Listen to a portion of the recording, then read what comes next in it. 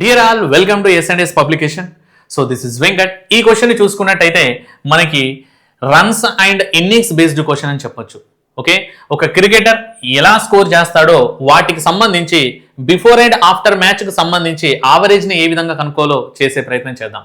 Kapil Dev makes 25 runs in 11th innings and his average runs decreased by 2. What is his average before 11th innings and after 11th innings అన్నాడు. 11 innings చివరి innings లో వాడు తీసుకున్న పరుగులు ఎన్ని అంటే 25. అది తీసుకో. ఓకే, అది తీసుకో. ఆ తర్వాత ఏం చేయాలి అంటే నీకు పాత సరాసరి అంటే ఏంటి, 11 innings బిఫోర్ అంటే 10 innings యొక్క ఆవరేజ్ కావాలి. 10 innings యొక్క ఆవరేజ్ కావాలి. సో 11 innings తర్వాత అంటే ఏం తీసుకోవాలి, సో 11 innings ఆవరేజ్ కావాలి. 11 innings ఆవరేజ్ కావాలి. 10 innings ఆవరేజ్ అయినా 11 innings ఆవరేజ్ కావాలి అంటే ఏ విధంగా సింప్లిఫై చేయాలో చెప్తాను. ఓకేనా, 10 innings ఆవరేజ్ కావాలి అంటే 11 తో మల్టిప్లై చేయి.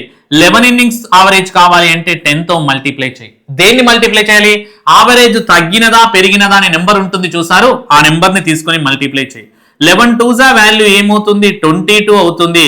ఇక్కడ తగ్గినదేని ఇస్తే ప్లస్ చేయి. ఓకేనా, ఇక్కడ కూడా మనకి ఎంతైతే తగ్గిందో తగ్గినది అని ఇస్తే ఏం చేయి, ప్లస్ చేయి. అదే పెరిగినది అని ఇస్తే మైనస్ చేయి. That's it. 25 + 22 అంటే వాల్యూ ఏమవుతుంది, 47. 25 + 20 అంటే వాల్యూ ఏమవుతుంది, 45 అవుతుంది. 11 కావాలంటే 10 తో మల్టిప్లై చేయి, 10 కావాలంటే 11 తో మల్టిప్లై చేయి. ఏ ఆప్షన్ ఏంటని చెప్పొచ్చు, option 3 is the right answer. Okay, మరి ఇలాంటి ట్రిక్స్ కోసం like, share, subscribe our channel. Thank you.